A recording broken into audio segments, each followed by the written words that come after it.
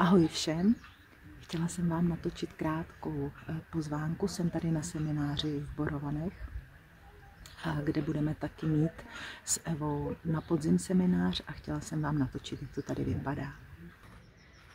A tohle to je Šírkův mlýn. Mě tady úplně ty kytičky připadají nádherný, teď po dešti vysvětlo sluníčko, takže takhle tady v tom se to bude odehrávat. Ještě vám ukážu tadyhle takový krásný malinký zákoutí zenový.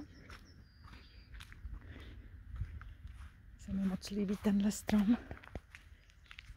A je tady takhle nasvícený Buddha, který tu sedí a hlídá to tu všechno. Medituje tady. A tady je doléšek, tady je kuchyň, záchod, špajs, koupelna. A tady dole jsou dva pokoje. Do tohohle nechci lézt, protože tam asi někdo je. A tady je pokoj, kde se taky bude spát. Tady je společná místnost, kde budeme pobývat, pokud bude zima.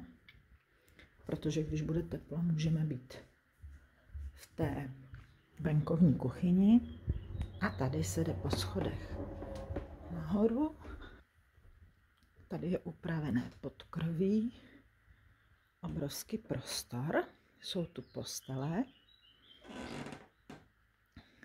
a jsou tu i madrace. Teď je zrovna tady seminář, takže je tu plno lidí, takže se vidíte tady i věci.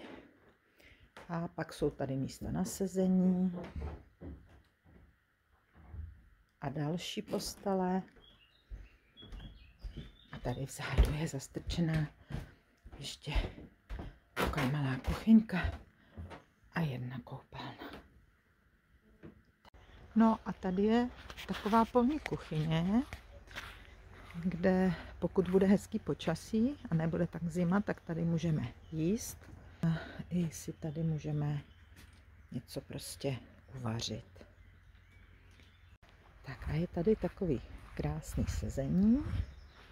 Tadyhle je Buddha. Tady se bohužel musel porazit strom, protože už byl nahnilej, ale udělali z toho takovouhle krásnou kapličku malinkatou. A tady je takový sezení, je tady oheň. A tamhle, když půjdeme dolů, tak tady je i řeka Stropnice, takže kdo by si chtěl zameditovat u vody, tak je to taky možný. Je tady zrovna splav, protože jsme vlastně ve mlejně. Já vám to takhle tady ukážu. Teď je hodně vody, protože byla buřina a pršelo tady. A tohle je řeka Stropnice. Je to tady prostě krásné. A tady mají domácí postavený kamenný kromlech, v kterým jsou taky údajně silné energie. Ty kameny jsou nějakým způsobem aktivovaný, takže tam samozřejmě taky si můžete pak stoupnout a zkusit se tam na to nacítit. Tak já jsem tady prožila víkend plný prostě krásný ženský sounáležitosti. Bylo to moc hezký a věřím, že dokážeme pro vás připravit zrovna na tomhle místě. Bude to v září. Já tady takhle vám ukážu tu stropnici za mnou. A věřím, že vám dokážeme s Evou připravit taky krásný čas, že si to tady moc užijeme. A budeme cvičit, meditovat, povídat si hodně, jíst dobrý jídla, veganský. A budeme ladit své vnitřní přesvědčení, svoje přání, abychom si uvědomili, co ještě vlastně v tomhle životě chceme stihnout.